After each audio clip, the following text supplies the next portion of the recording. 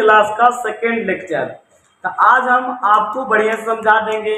आज नंबर ये बीबीआई है। क्या हुआ? बीबीआई। तो जीवाणु क्या होते हैं? निर्जीव और सजीव दोनों होते हैं। यहाँ तक तो क्लियर हो गया होगा? यस सर, क्लियर हो गया। हम आगे बढ़ जाएं? यस सर, आगे बढ़ जाते हैं। तो आगे में आपको हम बताए थे, आगे में क्या पढ़ना है? आगे में पढ़ना है कि उत्तक के 4 प्रकार होते हैं। उत्तक के क्या प्रकार होते हैं? 4 प्रकार। तो उत्तक के 4 प्रकार, पहले होता है पेशीय उत्तक, जो हमारे पूरे शरीर में होता है। इसको कहते हैं पेशीय उत्तक। क्या होते हैं? पेशीय उत्तक। क्या बोले? पेशीय उत्तक वैसा उत्तक जो शरीर के संपूर्ण संरचना सुरक्षा प्रदान करता है। जैसे पेशीय, जैसे ये हमारा त्वचा क्या है? पेशीय उत्तक है, हमारा शरीर को पूरा सुरक्षा प्रदान कर रहा है। जैसे कि आप देखते कभी आप मुर्गा बनाए होंगे, तो मुर्गा उर्गा बनाए होंगे तो देखते होंगे खाल उल देता होगा तो कैसे लगता होगा। और जैसे कि मान के चलो कोई बड़ा क्या बोलते हैं तो उसको खाल देते तो, लेकिन जब तक उस पर बाल रहता है तब तक लगता है बहुत अच्छा लगता है। उसको बोलते हैं पेशीय उत्तक। जो ऊपरी आवरण को, जैसे कि मान के चलो हम सबको कोई क्या करेगा ना, यहाँ से चमड़वा उतार के जाएगा करे बड़का भूत आ गया, समझे? तो हड्डी उड्डी निकलेगा ना तो आंख धंस जाएगा। उसके बाद देखे कभी भूत देखे नहीं देखे, आपके जब काला कर लेगा और उसके बाद म्यूजिक करेगी। My God. हाँ, एक बात और है, आप देखे होंगे शिव एगो आता है शिव पूजा। इसको क्या बोलते हैं? शिव पूजा ही बोलते हैं। इसको क्या बोलते हैं? शिव शंकर भगवान की विवाह। हाँ, शिवरात्रि, सॉरी, शिवरात्रि आता है। तो शिवरात्रि में आप देखते होंगे कोई बिच्छी बन जाता होगा, कोई मतलब कि सांप जैसा आकृति बना लेता होगा, कोई कुछ बना लेता होगा। ऐसा देखे, भयानक देखे कि नहीं देखे? ये सब देखें। उसी प्रकार से तो हमारा कुछ पेशीय उत्तक, जो वैसा उत्तक जो शरीर के संपूर्ण रचना की सुरक्षा प्रदान करता है, उसे हम क्या कहते हैं? पेशीय उत्तक। इस बात को याद रहा? ये सर जी, याद रह जाएगा कि वैसा उत्तक जो हमारे पूरे शरीर की सुरक्षा प्रदान करता है, अंदर वाले को बाहर दिखने से बचाता है, अंदर हट है, फलना है, ढकना है, इस सब से हमारा हवा लगने में खराब होने से बचाता है, उसे हम कहते हैं पेशीय उत्तक। अब पेशीय उत्तक देखिए, पेशीय उत्तक की तो हम पेशीय उत्तक बता दिए। उसके बाद में आपको आता है दूसरा पॉइंट आता है। दूसरा पॉइंट को क्या था सर जी? तंत्रिका उत्तक। देखो, सबसे बड़ा काम होता है तंत्रिका उत्तक के, क्योंकि तंत्रिका उत्तक मान के चलो यहाँ चुट्टी काटा तना दिमाग में बैठा, अरे कटवी मार एक झापड़। तो अब देखो, मान के चलो कोई हमें मान के चलो कोई हमें यहाँ से गया, तो कभी कभी आप मजाक किए होंगे, कोई बूढ़ा लोग सुतल होगा, उसका कन्वा में इतना को खार लेकर के खखराया, फिर मार, अरे बाप, फिर उसके बाद तू तो मजा ले लिया और मारा चटाक दुगुन। उसके बाद फिर क्या किया? नकिया में अच्छी कस के नेटा फेंका रहा, तो मजा ले रहा है। लेकिन ये सब पेशीय उत्तक के काम है। जैसे आप नकिया मुँह पूछे ना, तो हमारा तंत्रिका उत्तक कहेगा रे ब्रेन में रे उठ तोरा में हुरकुच रहो। तो ये हमारा तंत्रिका उत्तक के काम होता है कि तेजु तक ले सूचनाओं को पढ़ना, सूचनाओं को मस्तिष्क तक भेजना, ये तंत्रिका उत्तक कहलाता है। देखिए, इसको क्या कहते हैं? वैसा उत्तक जो मस्तिष्क को सूचना आदान प्रदान करता है, उसे तंत्रिका उत्तक कहते हैं। समझ में आया? मतलब यहाँ मारे, पैर पर मारे, झटाक दूरदम धड़ाक आया, माइंड को कह रहे वहां कोई मार दिया, तो हम कहने मतलब मार दिया, वहां से सूचना उठा करके आया कहाँ? ब्रेन को सुनाया। जैसी ब्रेन के एक नस जैसे काट देगा ना, तो ऐसे हो जाएगा। तो कहने का मतलब जो भी है, हमारा नसें जो है ना, जितना भी शरीर पार्ट है, सब किससे जुड़ा हुआ है? ब्रेन से। तो ब्रेन क्या होता है? ब्रेन सुनता है, कहता कौन है? तंत्रिका उत्तक।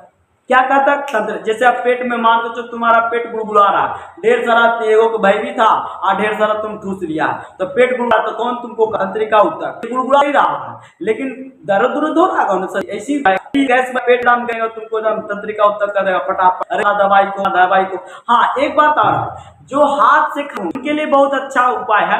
जो हाथ से खाते हैं उनको पाचन क्रिया सब कुछ होता हुआ, हाथ में कोई तरीका होता है। जब भात होंगे ना, यहाँ से तक रे फटाफट उठा लेको एकदम सनाद दूर आया। उसके बाद ये माइंड लार बना, यहाँ से लड़ाहा हो गया, लार बना, अब बना दे। इधर उधर पाचन की क्रिया, एकदम सिस्टम को संभाल लो। सिस्टम को संभाल लिया, अब सिस्टम को संभाल लिया तो तुम खाया और ढंग से पचाया, पाचन की क्रिया हो गया। एगो देखता अमीर लोग ऐसे करेगा, तो उसी को देखता एसिडिटी होगा। उसके बाद में कुछ होगा, पचेगा नहीं। उसके बाद में वो देखता है तोना निकल जाएगा, चलेगा तो तुम्हें लगता है एक साल के मतलब कोची है, गर्भवती है, इस प्रकार से लगेगा। तो वो सब अवसर मतलब वो चम्मच से खाता है। आप जो हाथ से जो खाता है, देखो हम सब बिहार के लोग हैं, हाथ से उठा के खाते हैं, कभी कोई एसिडिटी होता है नहीं होता है। हाँ वो ज्यादा ठूस लेते हैं तो उसकी बात की बात है ना, तो ज्यादा नहीं ठूसेंगे, हिसाबे से ठूसेंगे, लेकिन एसिडिटी नहीं होगा। हाँ तो तंत्रिका ऊतक समझा दिए कि वैसा ऊतक जो मस्तिष्क को सूचना आदान प्रदान करता है, उसे हम क्या कहते हैं, तंत्रिका ऊतक। इस बात को ध्यान में रखिए। तंत्रिका ऊतक कैसा होता है सर, देख लीजिए हमारा तंत्रिका ऊतक होता है कि आपको इस प्रकार से होता है, यहाँ से आपको इधर से यहाँ गया, फिर आपको मतलब सबसे पहले हम आपको पार देते हैं, मान के चलो सबसे पहले यहाँ से गया, उसके बाद में इसे भी इस प्रकार से गया, इस प्रकार से गया, न तो आप ऐसे पार दीजिए न सर जी, ऐसे पार दीजिए, यहाँ से गया, फिर ये जब छोटा हो रहा है, फिर आपको ऐसे हुआ, फिर आपको ऐसे हुआ, न तो ऐसे कर दिए। एक मिनट रुक जाइए, जगह जगह बताते हैं।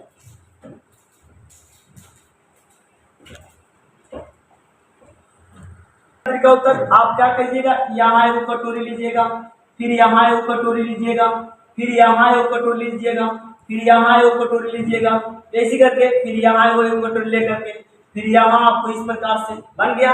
अब इस प्रकार से आपको इस प्रकार से कर देना होगा, फिर यहाँ पर आपको डिब्बा बना लेना होगा इस प्रकार से, और यहाँ से ऐसे कर दीजिएगा, यहाँ से ऐसे कर दीजिएगा, फिर यहाँ से ऐसे, फिर यहाँ से ऐसे, इसको दोबारा कर दीजिएगा, दोबारा कर दीजिएगा, फिर आपको तिबारा ऐसे कर देना होगा, ऐसे कर देना होगा, फिर ऐसे कर देना होगा, फिर ऐसे कर देना होगा, फिर ऐसे, और यहाँ से आपको रस्सियां सब निकल रहेगा, रस्सियां, इसमें कौन चीज रह गया, रस्सी, क्या रह गया, रस्सी। यह हमारा केंद्रक होता है, जिसको हम केंद्रक कहते हैं। इसके बाद में इधर से छिद्राल रहेगा, इधर से छिद्राल रहेगा, यही हमारा पूरा तंत्रिका तंत्र का स्ट्रक्चर है। आगे हम बताएंगे तंत्रिका तंत्र का डिटेल में। देखिए ये हमारा कुछ हो गया तंत्रिका तंत्र, ये हमारा केंद्रक होता है, सभी जगह से सूचनाओं को क्या करता है, एब्जॉर्ब करता है, और डायरेक्ट किसको, ब्रेन को। देखिए इधर हमारा लात है, क्या लात, तो लात ये लात नहीं, सॉरी ये हमारा माइंड है, ये माइंड से जुड़ा रहेगा, और ये जितना भी सारा है ये क्या करेगा, सब मतलब कि पैर तैर सबसे जुटल उटल कर क्या कहाँ भेज देगा, माइंड को भेज देगा कि यहाँ चुट्टी काटा, वहाँ चुट्टी काटा, ये हो गया, वो हो गया, दिस हो गया, दैट हो गया, फलना ढेकना हो गया। तो ये हमारा कुछ ये तंत्रिका ऊतक की काम है। तो तंत्रिका ऊतक आप ये सिंपल भाषा में आप ऐसे बना सकते हैं, तंत्रिका ऊतक समझ में आई बात। तो तंत्रिका ऊतक आप ये तंत्रिका ऊतक समझ गए होंगे कि हमारा संवेदनाओं को क्या करता है, भेजता है, उसको हम क्या कहेंगे, तंत्रिका ऊतक कहेंगे। यहाँ तक में क्लियर हो गया कि नहीं क्लियर हो गया, यस सर। तो आगे बढ़ जाए, यस सर आगे बढ़ जाते हैं। तो आगे हमारा दूसरा क्या है, दूसरा है संयोजी ऊतक। क्या है, संयोजी ऊतक। संयोजी ऊतक किसे कहेंगे, वैसा ऊतक जो शरीर के विभिन्न अंगों को जोड़ने का कार्य करता है। मतलब जैसे कि अब हमारा ये कुछ हो गया, ये हमारा हड्डी हो गया, देखो संयोजी ऊतक तो जोड़ने की काम कौन कर रहा है, हड्डी। तो हड्डी के अंदर कुछ ऐसा ऊतक होता है जो इसको नट बोल्ट की तरह कसले रहता है, जोड़ने का काम किया कि नहीं, तो इसको बोलते हैं संयोजी ऊतक। क्या बोलते हैं, संयोजी ऊतक। कि वैसा ऊतक जो शरीर के विभिन्न अंगों को क्या करता है, जोड़ने की काम करता, उसे हम क्या करते हैं, संयोजी ऊतक कहते हैं। समझ में आया, आगे बढ़ते हैं। तो आगे हमारा दूसरा पॉइंट क्या है, दूसरा पॉइंट हमारा है, अगला पॉइंट है उपकला ऊतक। मतलब इसको बोलते हैं एडीपोल लिखा हुआ, एडीपोल ऊतक, इसको एडीपोल ऊतक बोलते हैं, और लिखा हुआ एडीपोल लिखा हुआ है, एक मिनट, इसको लिखा हुआ है एडीपोल, तो इसको हम क्या पढ़ेंगे, एडीपोल नहीं, एडीपोल। क्या हुआ, एडीपोल। एडीपोल ऊतक कहेंगे।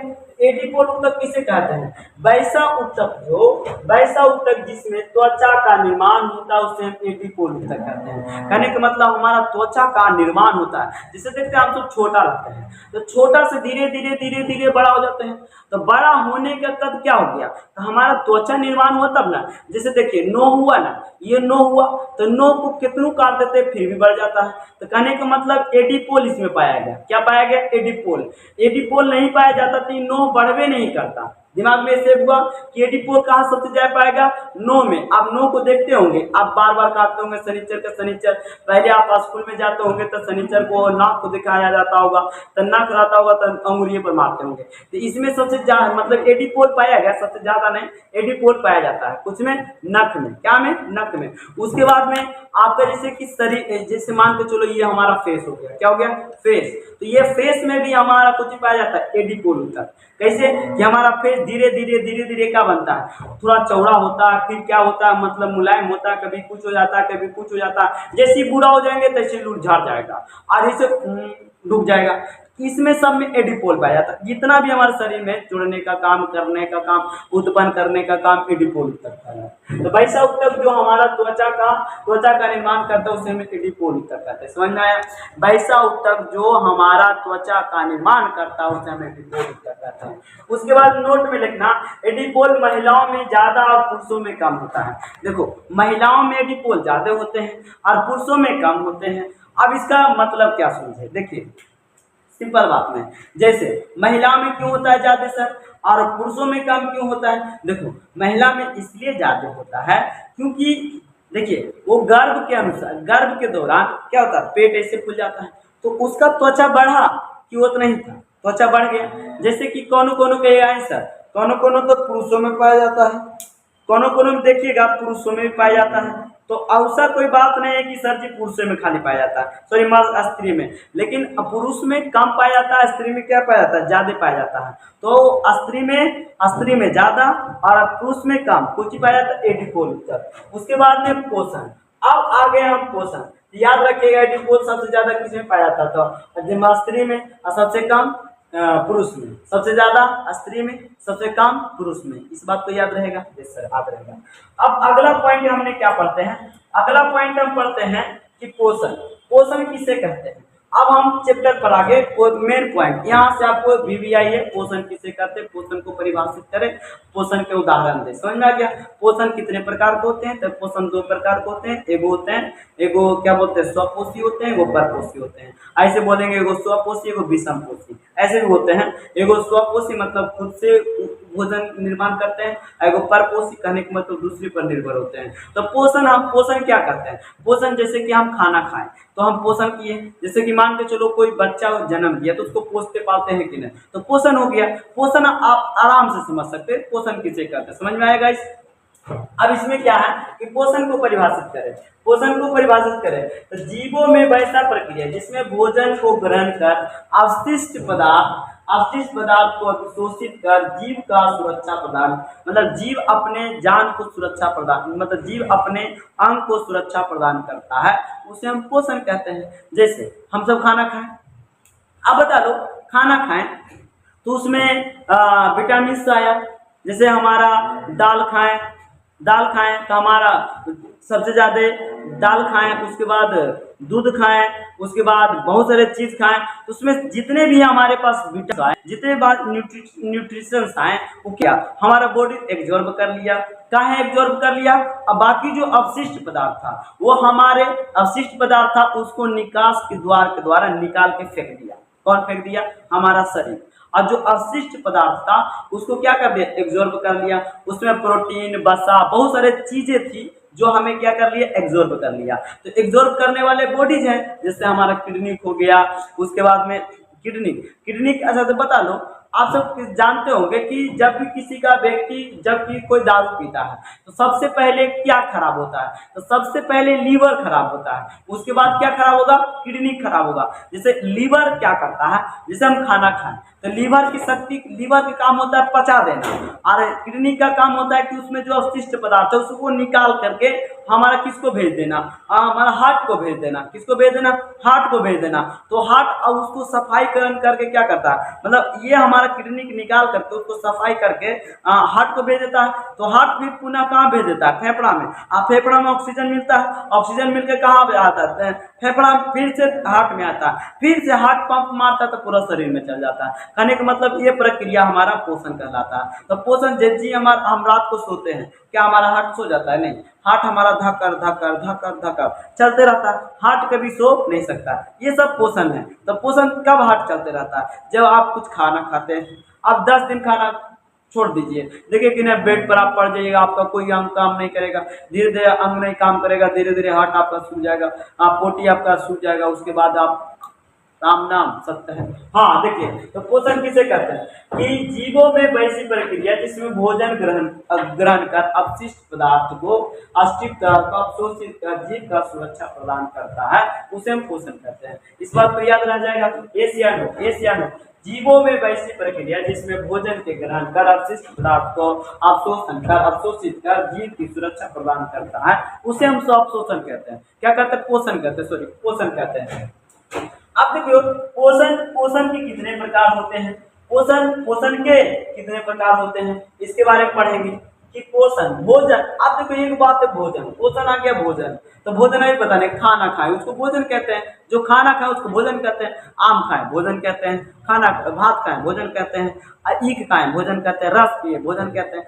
जितना चीज आप पिए, खाना खाए की जो चीजें किए भोजन कर लेते हैं। भोजन किसे कहते हैं? भोजन को परिभाषा से पता, जो ग्रहण करने के पश्चात शरीर की आवश्यकता अनुसार वृद्धि विकास में सहयोग करता है। वृद्धि विकास में क्या करता है? सहयोग करता है। वृद्धि विकास में क्या करता है? सहयोग करता है। उसे हम क्या कहते हैं? उसे वृद्धि विकास तथा जनन की क्षमता को बढ़ाता है या तो मदद करता है, उसे हम क्या कहते हैं? भोजन कहते हैं। अब हम भोजन खाएंगे तब न जीवित रहेंगे, तब न जनन की क्षमता बढ़ेगा। अब हम भोजन खेबे नहीं करेंगे तो सूख के लकड़ी हो जाएंगे, पता चलता जनन करो तो जनन होगा? नहीं होगा, तो जनन नहीं होगा। तो हम भोजन करने से हमारा जनन की क्षमता बढ़ता है, वृद्धि की क्षमता बढ़ता है, विकास की क्षमता बढ़ता है, हमारा उम्र बढ़ता है। जैसे जैसे आप जैसा भोजन कीजिएगा, आप चाउमीन पिज्जा बर्गर खाइएगा, आप कहिएगा हम 70-80 बरस जी जाएंगे, तो हो सकता है? नहीं हो सकता, ये संभव ही नहीं है। आप खाइए, देखो जितना पैकेज वाला सामान है उसको छोड़ दो, जितना आप पैकेज वाला सामान है, और जितना आप पैकेज वाला सामान छोड़िएगा तब जाकर के आप अच्छा जिंदगी जी पाइएगा। और सबसे पहले आप खूबसूरत होना चाहते हैं, सिंपल सी बात है खूबसूरत होने की, सुबह सुबह शाम सोते हैं, सोने वक्त क्या कीजिए? सोने वक्त बरस मार लीजिए, थोड़ा बहुत बरस मार लीजिए, सुबह उठिए। ज़्यादा नहीं, आप गांव घर के हैं तो आपके निकट में आम होगा, आम के थोड़ा उसका जो नया पत्ता होता है ना, उसको चिबा जाइए, और चिबा करके उसी को बरस कीजिए, मतलब कि चिबा के घोट जाइए, उसका रस वगैरह को घोट जाइए, और जो पेस्ट बनता है उसको बरस कर लीजिए। उसके बाद देखिए, ज़्यादा नहीं, आप 15 से 20 दिन कीजिए, आप देखिएगा आपका चेहरा में बदलाव आ जाएगा खुद ब खुद, लेकिन कीजिएगा तब। हाँ, उसके बाद वैसा पदार्थ जिसमें ग्रहण करने के पश्चात शरीर की आवश्यकता अनुसार वृद्धि विकास तथा जनन की भरता के बदाना भोजन कहलाता है। बदलने की भोजन मतलब भ्रमता को बनाना भोजन कहलाता है। भ्रांता को बढ़ाना भोजन कहलाता है, या तो उम्र को बढ़ाना भोजन कहलाता है, या तो शरीर को सुरक्षित रखना भोजन कहलाता है, या तो तुमको व्यवस्थित रखना भोजन कहलाता है, आयु बढ़ाना भोजन कहलाता है। बहुत सारा पढ़ रहे हैं, भोजन कहलाता है। उसके बाद क्या? भोजन की 3 श्रेणियां में बांटी गई है। भोजन को कैसे श्रेणियों में बांटी गई? 3 श्रेणियों में। शरीर के निर्माण में प्रोटीन तथा खनिज को होना, जैसे हम शरीर को निर्माण करते तो प्रोटीन और खनिज होना चाहिए ना, कि हम मजबूत एकदम शरीर को बना रहे ना। जैसे देखते हैं ना, जिम वाला माँ एकदम जिम कर लेता है, और जिम करके क्या करता है, पूरा एकदम बलिष्ठ ऐसे करता है ना, आपको ये सब ज्यादा पूरा हो जाएगा ना, तो इससे हो जाएगा, खूब बड़ हो जाएगा, समझा कि ना। तो ये कुछ है शरीर निर्माण में प्रोटीन तथा खनिज का। भोजन की 3 श्रेणियां, शरीर निर्माण में प्रोटीन तथा खनिज। और उसका दूसरा बात क्या है? तो ऊर्जा निर्माण में कार्बोहाइड्रेट तथा वसा का होना। ऊर्जा निर्माण में जैसे हमें तुरंत ऊर्जा का निर्माण करना है तो उसमें वसा होना चाहिए, जैसे तेल पदार्थ हो गया। जैसे मान के चले तेल पदार्थ खाएंगे तो जैसे तेल पदार्थ क्या होगा, काजू किशमिश हो गया, उसमें कुछ पाया जाता है, वसा पाया जाता है। तो काजू किशमिश में वसा पाया जाता है, उसमें कार्बोहाइड्रेट भी पाया जाता है। ऐसा नहीं कि नहीं जो चीज़ हम खाते हैं वो चीज़ में कार्बोहाइड्रेट नहीं पाया जाता है। आपको हम कल बताए थे, कुछ चीज बोलते हैं, कल या परसों बताए थे, क्या बताए थे? कल या परसों बताए थे कि हम ऑक्सीजन लेते हैं तो ऑक्सीजन 21% लेते हैं, लेकिन लेते हैं ऑक्सीजन लेकिन छोड़ते हैं ऑक्सीजन तो 17% छोड़ते हैं। कहने का मतलब हम क्या परसेंट अंदर रख दिए? 4% हमने क्या कर लिए? अंदर रख दिए, समझा क्या?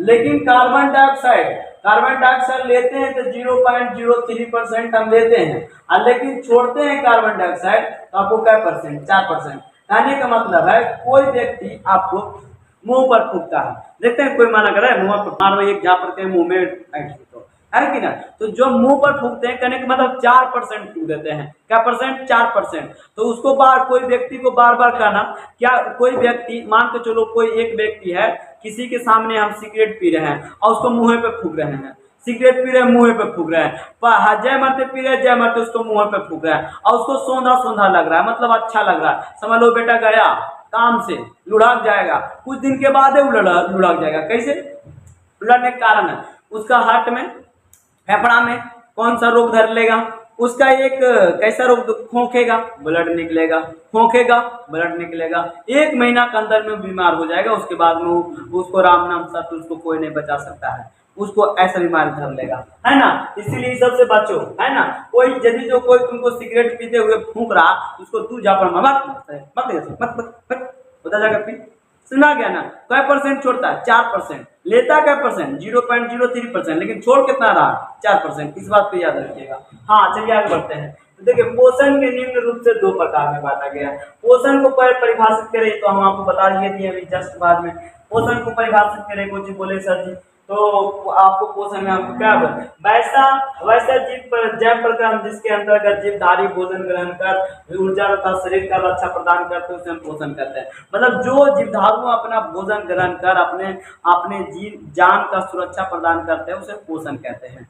ये बात नहीं, पोषण तो 3 प्रकार का, मतलब पोषण किसे कहते हैं, जैव प्रक्रम की वैसा प्रक्रिया, ऐसे बोल देते हैं। जैव प्रक्रम की वैसा प्रक्रिया जिसमें जीव अपने से भोजन को ग्रहण कर अपना जान को सुरक्षा प्रदान करते हैं, अपना शरीर को सुरक्षा प्रदान करते हैं, उसे भोजन कहते हैं या पोषण कहते हैं। समझ में आई बात, आगे बात। अब उसके बाद में जीवधारियों को पोषण की आवश्यकता क्यों पड़ती है, ये बात आ गया कि जीवधारियों की आवश्यकता भोजन की आवश्यकता क्यों पड़ती है। अरे बकलूला, जीवधारियों का भोजन की आवश्यकता इसलिए पड़ती है क्योंकि उसको जनन करना है, वृद्धि करना है, विकास करना है और अपने शरीर को सुरक्षा प्रदान करना है ताकि उसको पीढ़ी दर पीढ़ी आगे जाए। समझा गया ना। जैसे हम मान के चलो कोई इंसान है, हम इंसान हैं तो अब बता लो हम इंसान हैं तो हम अपने मान के चलो हम ही खाली रहेंगे, हमारा बेटवा नहीं आएगा, सदिया नहीं करेंगे। तो क्या कहते हैं, इसी भूखले पढ़ाते हैं आपको और कुछ ही है।